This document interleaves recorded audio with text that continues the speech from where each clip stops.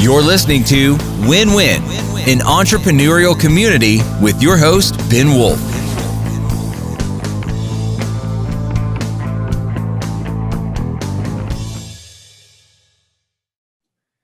And welcome to Win-Win, an entrepreneurial community. As always, I am Ben Wolf, your host. Make sure that you have access to the content that we're sharing here available. And do me a favor, get this out to more people by subscribing, by leaving a review on whatever platform you're listening to or watching this, whether it's YouTube or Spotify, Apple Podcasts, whatnot. And make sure that more people hear about it, more people see it. And obviously it'll be a help to me, it'll be a help to the other listeners out there, and it'll be a help to you to have the content and information and knowledge that our guests here are sharing available to you more in the future. With that, I want to get into introducing our guest today, which is a very privileged to have this person today. He is the CEO and founder of Chief Outsiders, which is the largest fractional and interim chief marketing officer, CMO firm in the country, maybe the world, I'm not sure. I can ask him that later. He can clarify that. He has had senior roles and been head of marketing at numerous organizations, including ones like Kellogg's, Frito-Lay, and Coca-Cola. You can learn more about him and the service that he and the other CMOs that he provides to business owners at his website, at their website, chiefoutsiders.com. That's chiefoutsiders.com. And with that, I give you Art Saxby. Welcome, Art. Thanks for having me, Ben. Well, it is my pleasure and my honor to have a real leader in the fractional leadership space. Listeners and viewers of this show are certainly aware that we've had a great emphasis recently on all kinds of fractional leadership, whether it's in the areas of marketing, like we're talking about today, or sales, or operations, whether from the outsourced COO perspective, or similar to what I do as a fractional integrator for companies using the Entrepreneurial Operating System. And and as well from the finance perspective and the technology perspective, fractional leaders in those areas. So to have a leader, in one of the major types of fractional leadership, I'm very privileged, happy to have you here. So if you don't mind, asking you what I ask everybody here, which is to what we're going to be talking about today, and to kind of think, give us a little 2-minute background story on where you came from, how you got to be where you are, and what you're talking about and doing today. Well, thanks, Ben. I came up through traditional marketing, as you said, Frito-Lay, Kellogg's, Coca-Cola. I got involved in turning around bankrupt companies and learned that I really had a passion for mid-sized firms. Mm-hmm. Learned great stuff at Coca-Cola, but I was never able to double the size of the company. When I got involved in mid-sized companies, boy, could I have fun. Boy, could I really make things happen, really change an organization. And in working through bankruptcy turnarounds, there was always really big challenges. Yeah. So I really wanted to focus on companies that were smaller, mid-sized firms, but in most cases, mid-sized companies can't afford an executive level vice president of marketing. Right. They may need that expertise. They don't want someone selling an ad campaign or a strategy day. They need someone on the management team, but they can't attract that level of person. They can't afford them, or they don't need them forever. That's what kind of led to the fractional part-time idea. That if you were part of the management team 1 to 2 days a week over 6 to 12 months, you could really implement the big growth plans. And therefore, as a marketer, I could do it on 2 or 3 companies at once. And those companies could afford a resource they could never attract, and also don't need full time. So were you doing that on your own before you got into this company, or like how did you actually get into that? I had done a couple of bankruptcy turnarounds where I was going in as part of the leadership team of NASDAQ traded companies that were bankrupt, but more mid-sized field. After I got the last one turned around and sold in 2008, by 2009, the depths of the recession, I still didn't have a job. So I said, well, if I can't find one, maybe I'll create one. Yeah. So in April of 2009, said, after a lot of soul searching on what do I really love to do, where do I add the most value? What type of customer could benefit the most from me, therefore, be able to afford to pay? Started the company in April of 2009. And I tell people it was the best time in American history to start a business, because no one I spoke to said, oh no, everything is working just fine. I don't need to listen to any new ideas. Right. Now, not a lot of companies are willing to invest money to help grow at that time, but there were a lot of people willing to talk and work on it, discuss, and all right, I'll listen to some new ideas. Let's talk about this. Right. And I forgot if we in our previous conversations talked about this, but I don't know if you know, I was a corporate restructuring and bankruptcy attorney for 5 years. So I was Oh, okay. doing debtor representations, creditor committee representations, and individual Yep. creditors for about 5 years before I took this left turn into operations and that I'm doing now.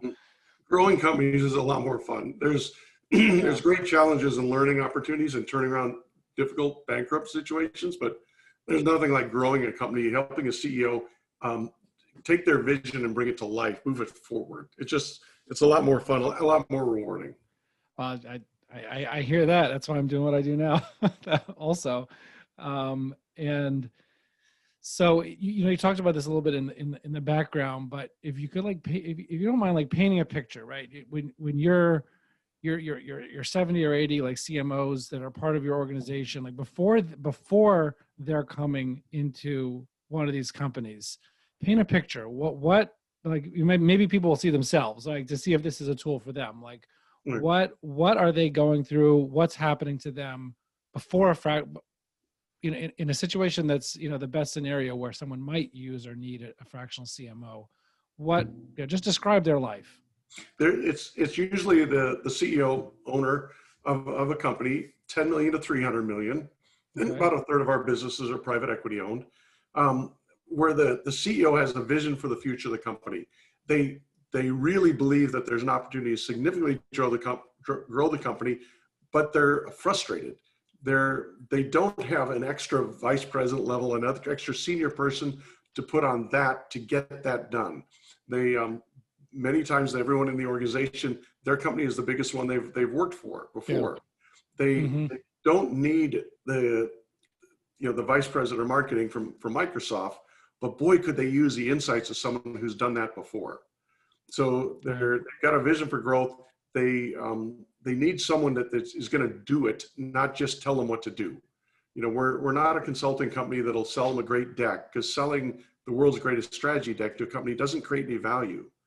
The value comes in being part of the leadership team, part of the CEO's staff, understands what they're trying to accomplish, works as part of the organization to get it done in the organization, then in the marketplace.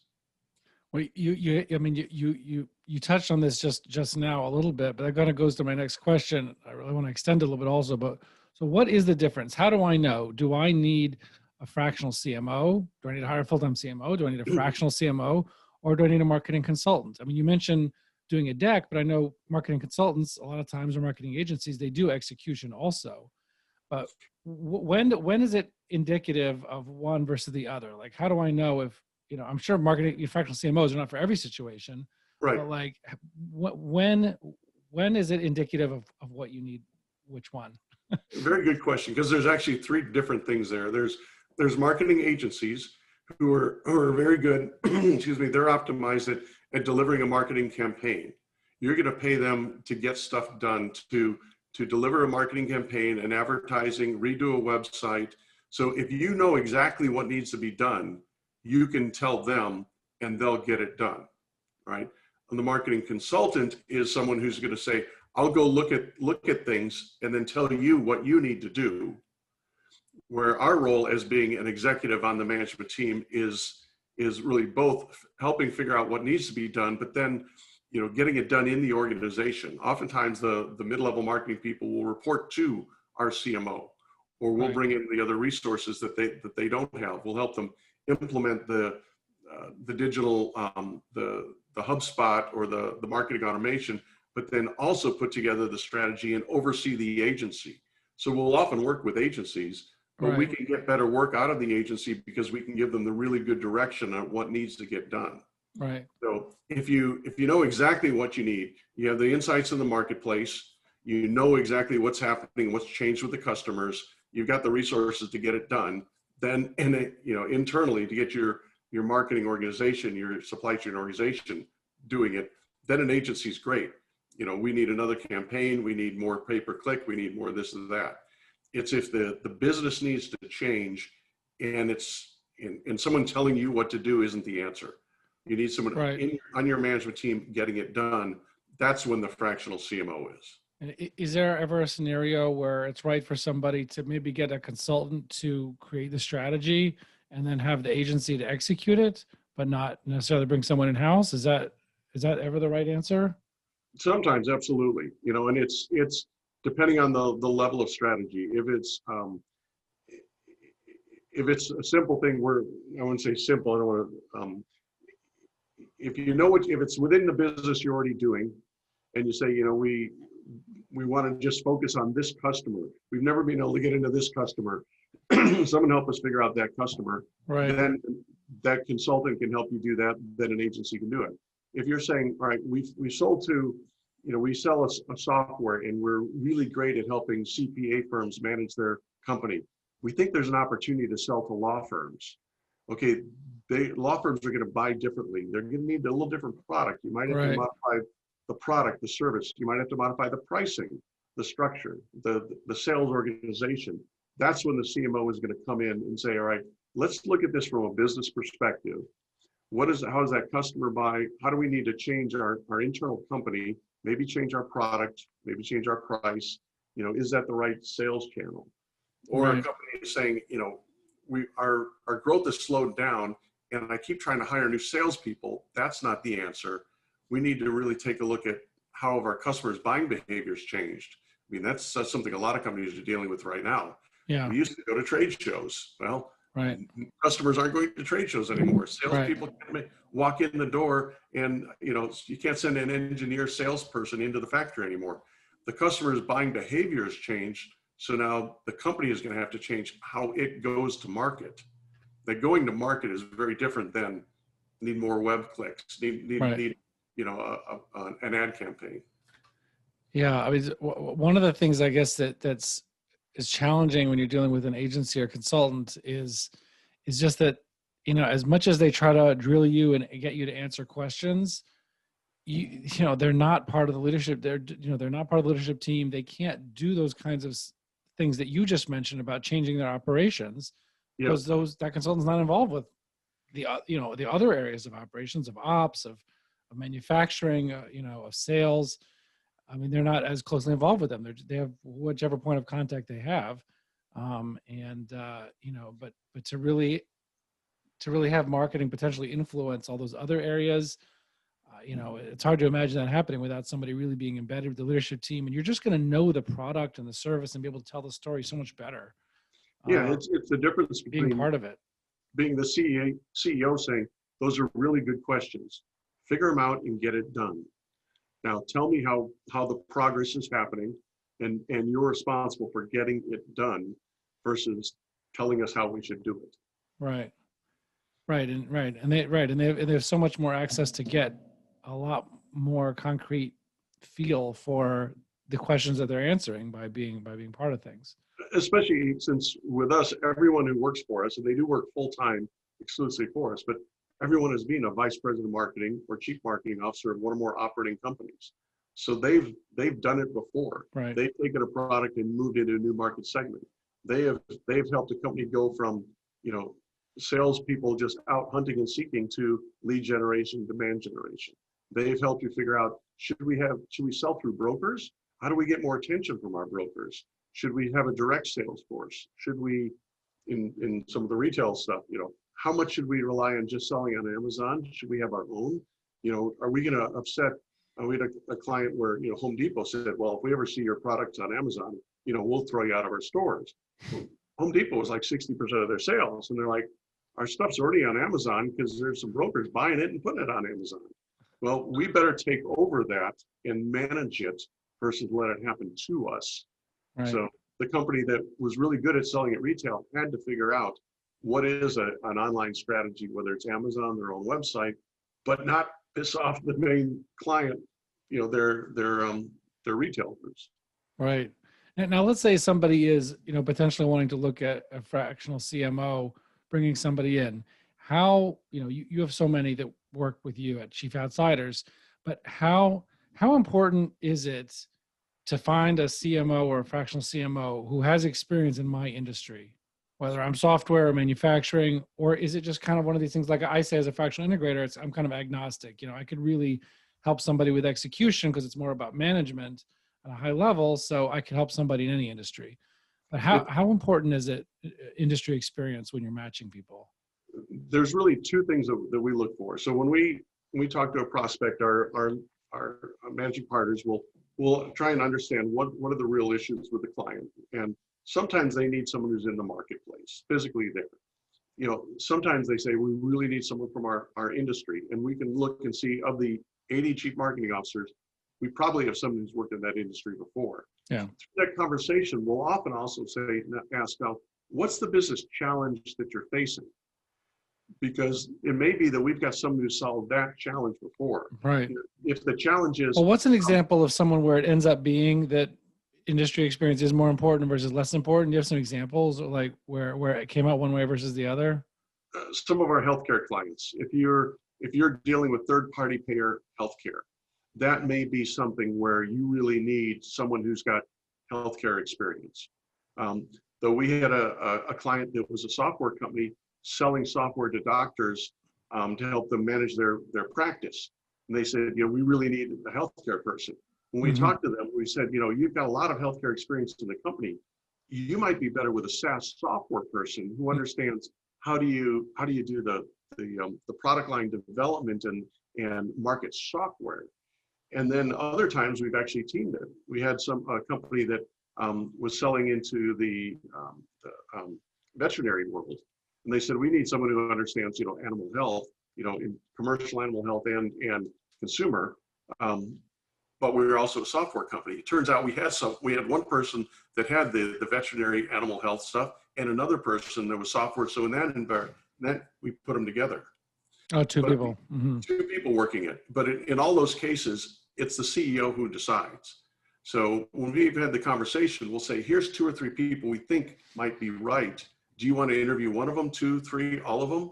And then the CEO can interview. And often it's during that discussion, what have you done before? How would you approach this? How have you done? Where they'll say, you know what? I really thought that I needed industry experience, but I like the fact that, this person has worked in 5 industries that all sold through brokers and was able to figure out how do you make your broker system more effective. It doesn't really matter that one time it was selling, auto parts, and the next time it was selling, something else. Brokers act and third-party distributors act a certain way. Right.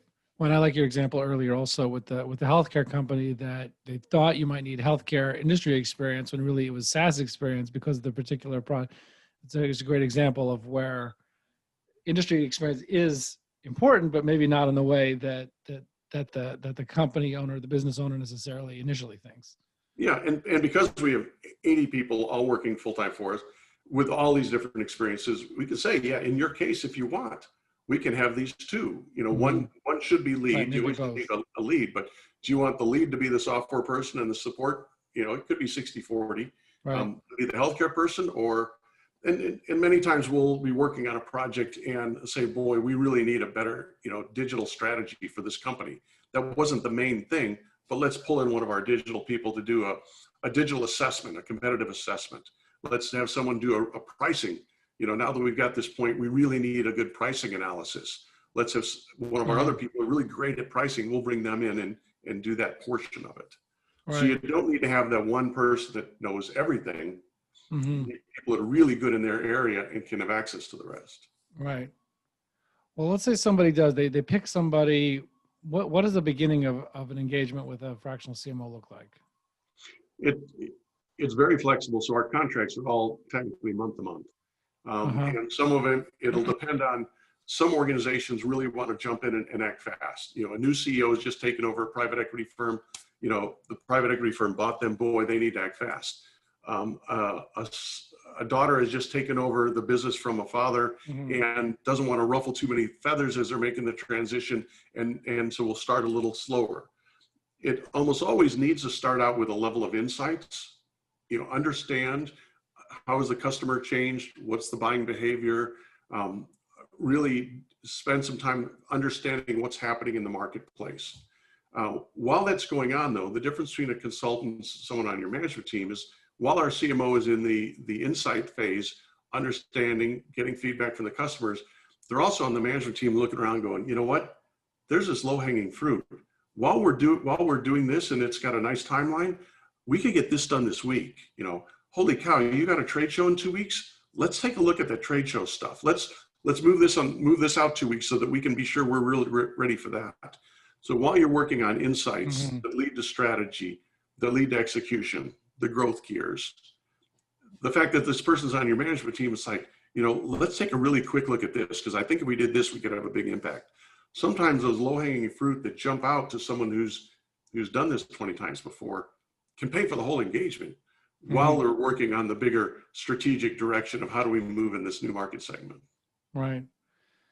And I guess, and so what are the different service levels? Like, what are the different ways that people can hire a fractional CMO, the different time commitments that might be available, price points? How does that work? It ranges from, coaching, which often happens at the end of an assignment, but sometimes someone will reach out to us and say, I've got this really good marketing director, and they're good, but they need someone to learn from. And, we don't have anyone for them to learn from. They just need some polishing. So it's more of a coaching assignment where, we're doing a 1 hour Skype once a week. It's like, okay, let me see the deck before you send it to the board. Let's talk about the strategy. Let's go over the metrics. Well, here's the type of metrics you should be asking for. And then next week, okay, let me see those numbers. What do you see in the numbers? Let me tell you what I'm seeing in the numbers. So there can be, coaching, which is relatively inexpensive, $3,000-5,000 a month. We've got others where it's full-time interim. The VP of digital at a major retailer quit 2 weeks before Christmas.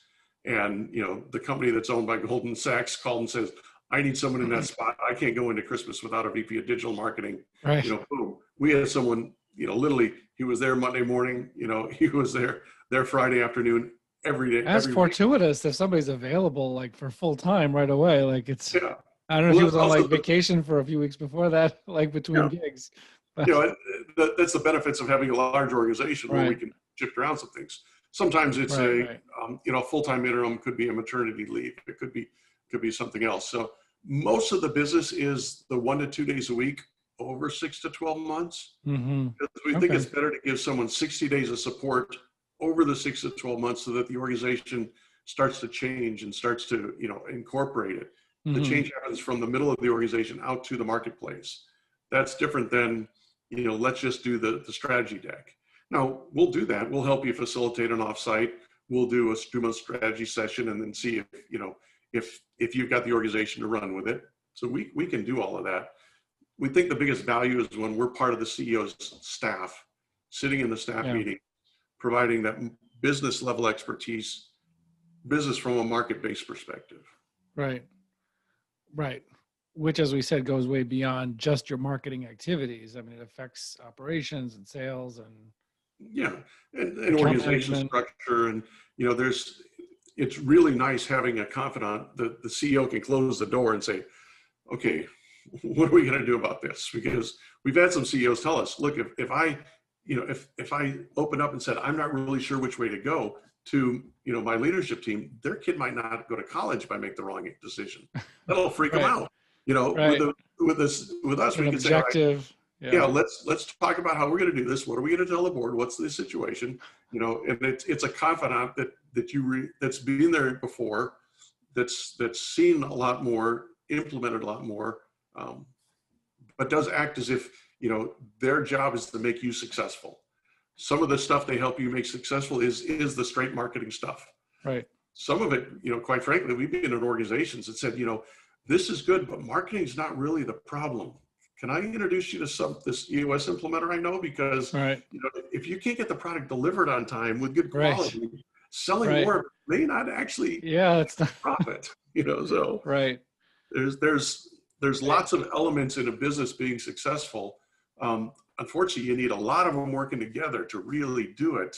And someone who's been in enough organizations often can look and say, this is really, really important, but I see another issue over here that it may be better that you prioritize that and we push this one back a little ways. Right. Yeah, that's like, can we reference, you mentioned EOS, can we reference what's coming up in I think it's May? Yeah. You just announce it again for people who I think a lot of people who listen to the show have at least heard of or know about EOS, Entrepreneurial Operating System, simple set of tools for entrepreneurial business owners to, get everything they want out of their business. I help people implement it as an EOS implementer. It's what Art just referenced. But what's Chief Outsiders doing with EOS now?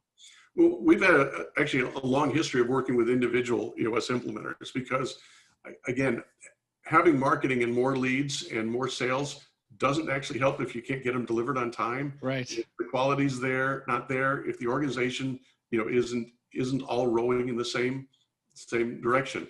My folks can often, help the CEO strategically in that, but EOS has a really good process to follow. If you're watching on video, there's a bunch of gears behind me because, gears are what drives our economy, what drives our business. Mm-hmm. There's a process and an order, and the order matters. In marketing, it's insight, strategy, execution. But even before that, EOS helps with the operational stuff. So we often work with companies where we'll either say, you need help operationally, let me introduce you to an EOS implementer, or an EOS implementer will call us and say, I've got this company really humming. Now it needs to drive the top line revenue. Right. It needs to really drive that. So coming up this year, we're going to be working more closely with EOS. I believe we're going to be at the sponsoring at the national conference and a speaking role. That's awesome. We work That's really in May. well. It's in May in Houston where you live, right? Yes, Yeah. that helps. That works out well.